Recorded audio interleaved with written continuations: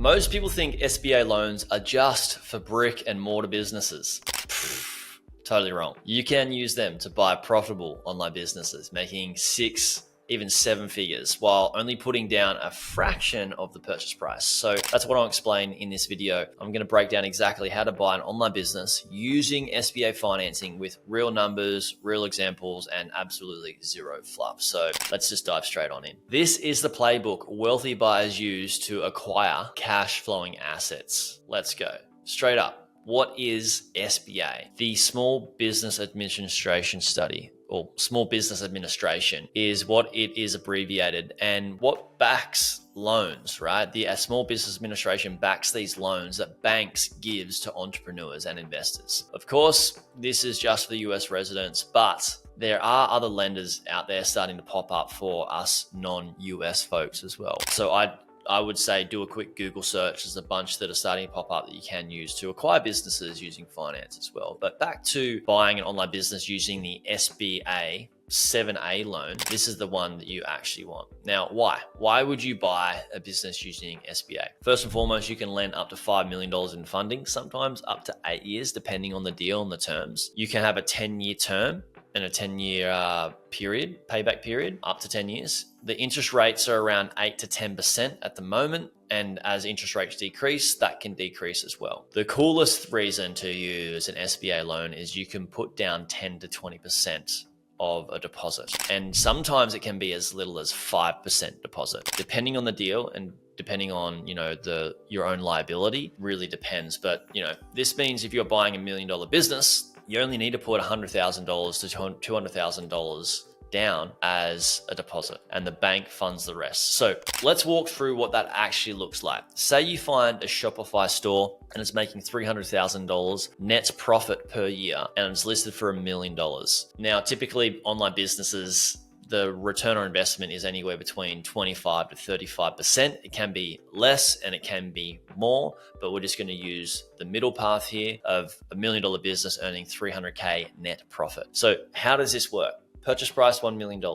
Down payment for the business. Let's say you were going to go the middle path between $100K and $200K, and we put 15% down. So we put $150,000 down, which means the loan is going to be $850,000. So what's going to be your monthly repayment on the loan? It's going to be around the $10,000 a month, but using like an 8-ish% rate. But the business is making $25,000 a month. So after loan repayments, you're still clearing $15,000 a month in cash flow. So that's a huge amount of money for something you only spent $150,000 of your own cash on. We're talking $180,000 in income per year. That's just game changing for you if you're still working a 9-to-5 job and want location independence. Not to mention that these online businesses usually cost you, 5 to 10 hours a week, maybe up to 10 hours a week maximum. But typically you can buy these businesses making costing you 5 to 10 hours a week, or you can put systems in place to bring that down. So that's why so many people are getting on this train and buying online businesses using the SBA loan. And I do highly recommend it. And I've been helping many people do this for a long period of time. But let's get real here for a second, right?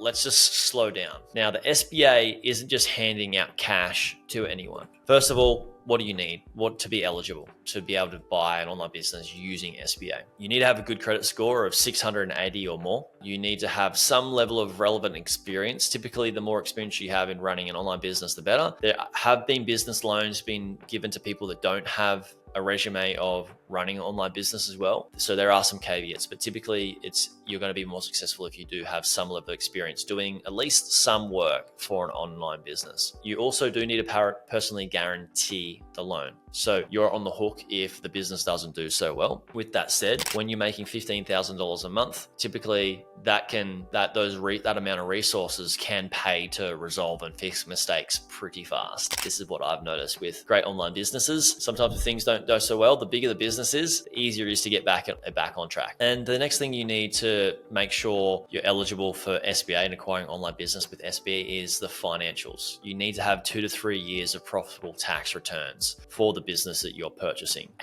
Or if it's a new year coming in, you need to have a P&L of the last year. So that's very, very important. Obviously, a business that's not profitable, there's obviously you're not going to get an SBA loan. So you need a solid business to even qualify for this. You do talk about people buying businesses with no money down. These businesses are decaying and going backwards. SBA is not going to allow you to purchase one of these businesses. So the way I look at it is that if the SBA is going to back you to get a loan and have very little deposit down for the business, typically they're going to do a lot of due diligence on the business to make sure it's a valuable business, which is helpful for you to know the business could be quite valuable as well. That said, of course, you still should have an advisor on your side to make sure you're buying the right business too. I suggest work out how much money you actually have in terms of cash and go to a lender or a finance broker to work out how much you can actually borrow. If you need referrals or help finding somebody, please let me know. Reach out. I can refer you to people. Maybe even if you've got $20,000, $25,000, maybe up to $50,000, there can be some ways that you can have seller financing pay for the rest of the deposit using SBA. Maybe you can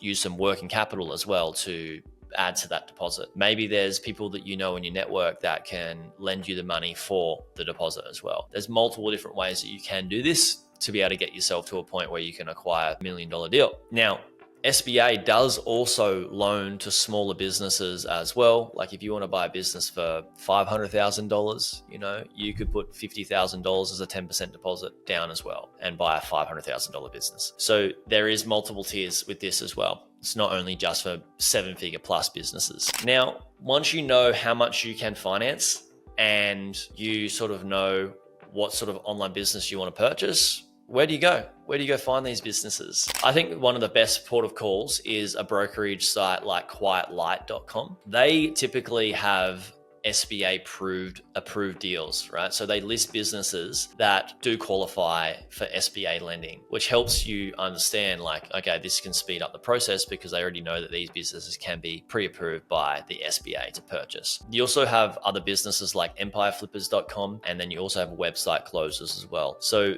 there's some really cool ones. Also, there'll be some links in the description of this video for different brokers that you can look at to find different businesses that are for sale. Now, what I would suggest if you're trying to buy a business for $1 million, look for a business that is profiting over $250,000 a year with clean books, stable traffic and or increasing traffic. And if you can have some diversified income, like diversified revenue from multiple different sources, that's very, very valuable as well. The SBA does look at this stuff when they're doing due diligence on the deals that they are going to back loans for. Now, let me talk to you about a bit of a power move. Don't just accept the listing price of a business when it's for sale, right? If a broker or a seller is trying to sell a business, you don't just want to accept the price that they're asking for, because first you need to do your due diligence to see what's actually valuable and worth. And to understand what it's worth, you also need to know what other businesses have sold for in that price range for that same type of business model. This is where it helps having an advisor like myself who understands the market and where it's at, know the value of a business of that caliber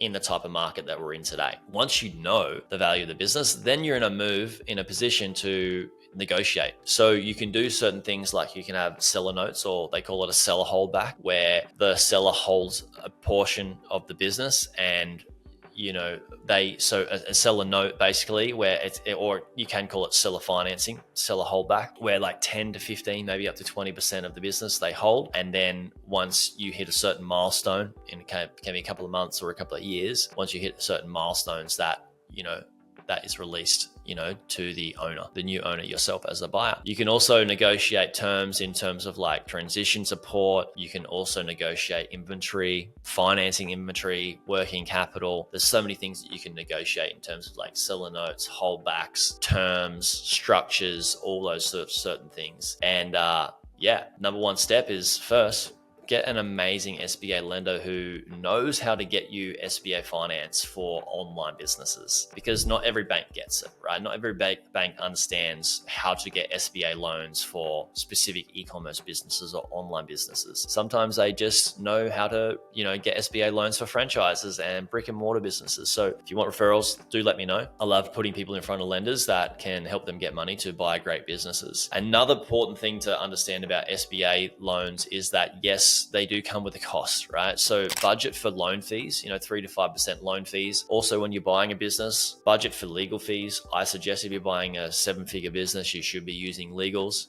getting help with a letter of intent before you move into due diligence, and then also having help with an asset purchase agreement. Now, the letter of intent is super valuable when it comes to SBA, because once you have a letter of intent signed between yourself, the buyer, and the seller, then you can start to build out the business plan that the SBA needs to start to do due diligence on the business, right? And so whilst the SBA is getting their process done, then you can start to do due diligence on the business to make sure it's valuable and verify everything. So you're also going to have maybe that fee of due diligence costs, and that can be anywhere from like a couple of $1,000s up to tens of thousands of dollars, depending on the size of the business. And you need to be doing this because you need to be aware of maybe overinflated valuations, shaky financials. You should be getting the due diligence team to redo the books by a certified accountant. You want to look at risks in terms of, is there single source dependency risks on customers, clients, revenue, traffic, marketing. There's so many things to be aware of when you're buying one of these deals. And once you do buy the business, of course, then you can grow it. You can prove it, optimize it. It's great. If you understand, or you've got somebody that can help you grow a business. I typically help people grow 7-figure businesses. You can turn a $1 million business into a $2 million pretty fast if you understand what's working well in the business and what's not working so well.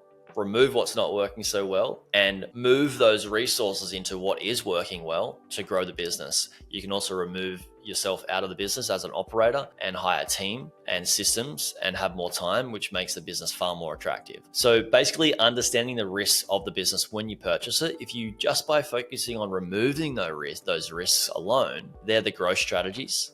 And then when you sell the business on, if you were to, that's what's going to help you get a better valuation for the business. So all in all, SBA loans at the moment are the most powerful tool and underused tool for buying an online business with leverage. So if you're serious about building real wealth, this is the strategy. Just pure cash flow and equity. It's such a great way to go based on the example I mentioned with $1 million business, 150K down, earning $170,000 a year. Really, really cool net income. So if this sounds like something you're up for, I suggest using a buy-side M&A advisor like myself, or someone who can help you get finance with SBA, somebody help you find a deal that's actually qualified for SBA, and somebody that can help you do DD, negotiate, and help you on this whole journey. So buy-side advisors, they do have fees. They're tax deductible as well. Also, they can be put into or financed through the SBA loan, which can save you even more cash and free up your cash flow. But heads up, sometimes you can finance your legal fees and SBA as well,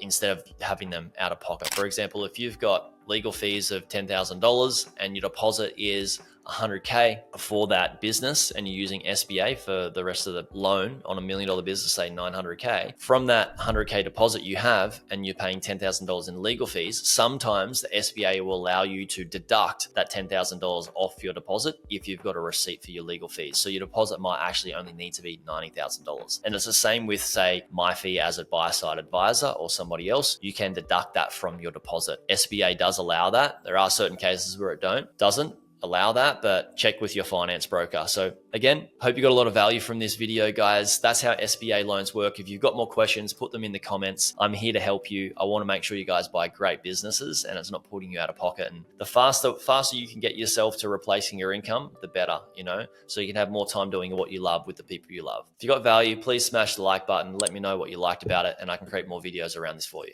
See ya.